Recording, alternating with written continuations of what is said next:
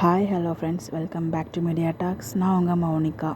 So already இன்றைக்கி எனக்கு ஒரு பர்சனல் இஷ்யூஸ் இருந்ததால் நல்லா வீடியோஸ் எதுவுமே ஷேர் பண்ண முடியல. ஸோ அதனால் நிறைய அப்டேட்ஸ் எதுவுமே நல்லா வீடியோஸ் எதுவுமே பேச முடியல, கொஞ்சமான கஷ்டங்கள்.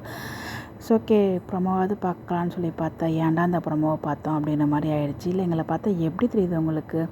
ஒன்றும் புரியல. ஆக்சுவலாக நான் எதிர்பார்த்தது தான். ஏன்னா நேற்றுக்கு எபிசோட் இந்த எபிசோடில் பார்க்கும்போது பாட்டி ஒரு மாதிரி நெகட்டிவ் ஷேட்டில் இருந்தாங்க. சித்தியுமே பார்த்திங்கன்னா பாட்டி சொல்லும்போது தலையை ஆட்டினாங்க.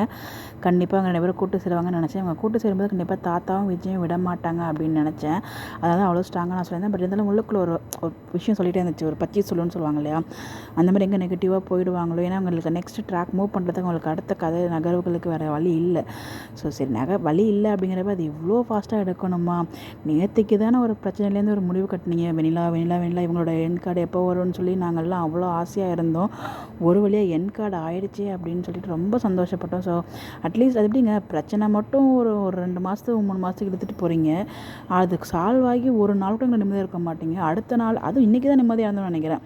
நிம்மதியாக இருந்தோம். இன்றைக்கி பார்த்தீங்கன்னா ஒரு ப்ரொமோ போட்டு அப்படியே ஒரு பெரிய புகமாக்கி விட்டீங்க. அது எப்படி குமார் இப்போலாம் உங்களால் யோசிக்க முடியுது? எங்களை பார்த்தா அவங்களுக்கு எப்படி தெரியுது? ஒன்றும் புரியலையே. இவங்க என்ன பண்ணாலும் தாங்குவாங்க, எவ்வளோ அடித்தாலும் தாங்குவாங்கன்னு நினச்சிட்டு இருக்கீங்களா அப்படின்ற மாதிரி தான் எனக்கு ஃபீல் ஆச்சு.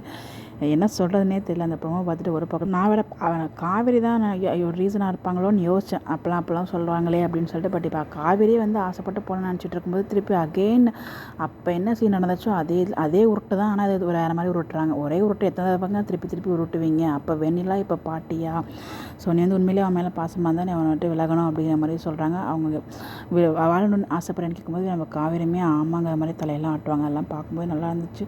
என்னடா இது இப்படி பண்ணுறீங்களே, எனக்கு கடுப்பாக கோவமாக வருதுங்க ஒரு டீமை பார்க்கும்போது. ஸோ இந்த இதை சேர்த்து வச்சிங்க. சரி அட்லீஸ்ட் வெளியில் டைம் ஸ்பெண்ட் மாதிரி இதை கொடுப்பீங்கன்னு பார்த்தா அதுவும் கொடுக்கல, கார் சீனும் கொடுக்கல.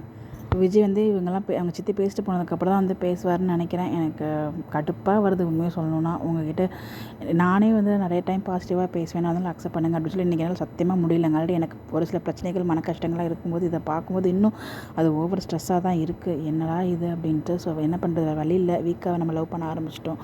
எப்படி இருந்தாலும் நம்ம லவ் பண்ணி தான் ஆகணும் அப்படிங்கிற ஒரே ஒரு பாயிண்ட்டுக்காக தான் பார்க்க வேண்டியதாக இருக்குது. பார்க்கலாம் ஏதாச்சும் மூவ் பண்ணுறாங்களா இல்லையா என்ன அப்படின்னு சொல்லிட்டு. ஏன்னா சரி ஓகே, பாட்டியை நெகட்டிவாக கொண்டு போயிட்டீங்க, உங்களுக்கு ஸ்டோரி லைனுக்கு கொண்டு போகிறீங்க. அட்லீஸ்ட் ஒரு 1 வீக் உங்களை ஹாப்பியாக இருக்க விட்டுருக்கலாமே அப்படிங்கிறது என்னோடய ரெக்வஸ்ட். அதுக்குள்ளே இவ்வளோ பெரிய சீனா முடியலடா சாமி. ஸோ இதுக்கு மேலே எந்த வீடியோமே போட முடியல. ஸோ மேக்ஸிமம் நாளைக்கு நான் வீடியோஸ் அதோட வீடியோ ஷேர் பண்ணுறேன். பட் இன்றைக்கி கொஞ்சம் வீடியோஸ் எதுவுமே வராது. Sorry for that. தேங்க்யூ, புரிஞ்சுப்பீங்கன்னு நினைக்கிறேன்.